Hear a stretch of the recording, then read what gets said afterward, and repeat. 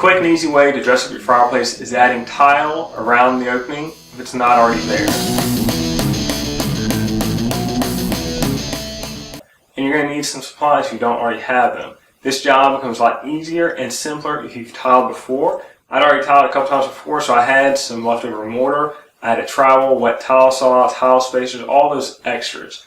All I had to spend was $25 for the 6" by 24" tile and a tube of caulk. Now, if you don't have any supplies whatsoever, if you're going to have to buy the mortar, the tile, and some of the accessories, you're going to spend $70. If you don't have a wet tile saw or any tools, you're going to spend $155 on top of that. So you're getting into the $225 range for this project, which isn't crazy because it's going to make your fireplace look a lot better, but it is a lot more than 25 bucks. Chances are you might know somebody that has a wet tile saw or some different tools. Maybe you can borrow those to do this project. And the first thing I did was measure the opening of the fireplace. Now, if you notice, most fireplaces seem to have 6 inches between the opening and an actual mantle. That's because it's a code requirement to have 6 inches of non-flammable material between the opening and the mantle. So that's why you usually see a 6-inch dimension.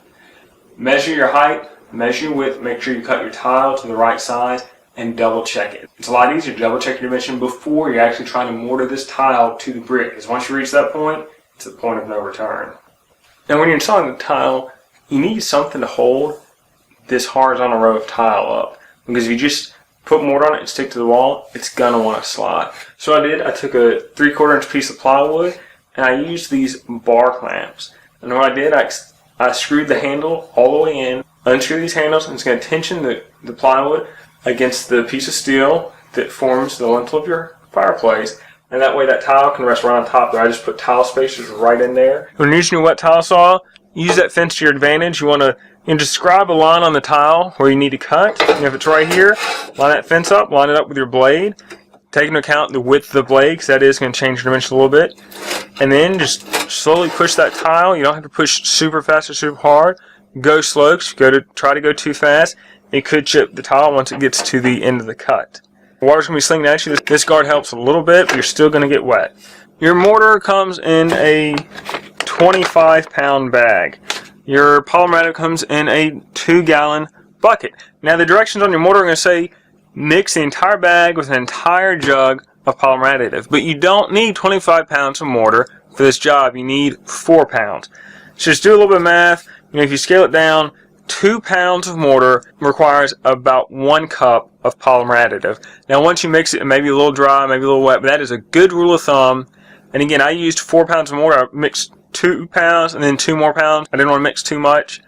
So if you use 1 cup polymer additive, then check it. Is it too wet, is it too dry, and then adjust as necessary. And what I do for my mortar, I have this Tupperware container. I put it on my scale, and I'll add it until it gets down to 2 or even 4 pounds. Once I got enough, I had this other little container that I've marked on there how many gallons of polymer additive for water to 3 or 6 or 7 pounds. So I keep this thing until it's well used, and then just put it in my 5-gallon bucket with the mortar and mix it up. With 4 pounds, it's not hard to mix up.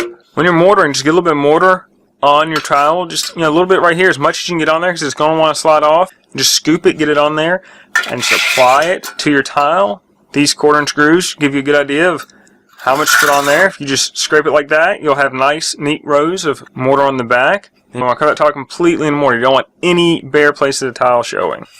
Once you're in the back of your tile, you just want to push it right against that brick, give it a nice firm push, and just pull it right back off to make sure the mortar is contacting the brick, because your brick's like mine, it's going to be a little bit uneven in places, just slightly. You want a good contact between the mortar and your tile.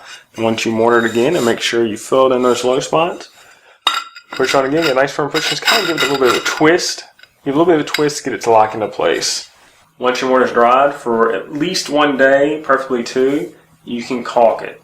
And you want to caulk the gaps in between the tile. I always like to match the caulk or the grout to the tile. That way it looks like one continuous unit, and try to do contrasting grout or caulk. A lot of times that joint may look uneven because tile, they vary in size. They're not all the same shape. Sometimes the tile itself is a little bit wavy. So if you have a caulk that matches, you won't notice it. And you could use grout for this, but it's just a lot of trouble to mix up grout for such a small job, so I'd recommend using caulk.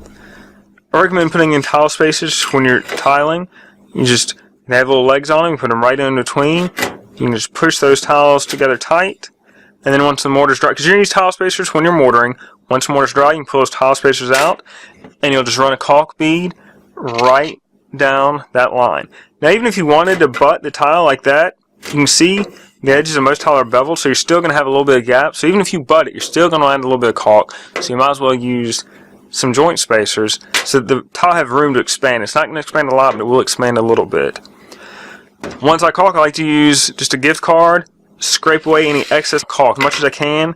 That rounded edge gives you kind of a nice edge where you can dig out that joint. And then I'll have a bucket of water. I'll just wet my fingers and just clean up the edges, anything that the gift card missed. When it's a different material like wood or granite or any other material that's not tile, you want to caulk. It says the end result. You can see the caulk line between the hearth and the tile, between the wooden mantle and the tile, between the tile and the tile. This is a quick and easy upgrade to your fireplace, and it's going to make it look great.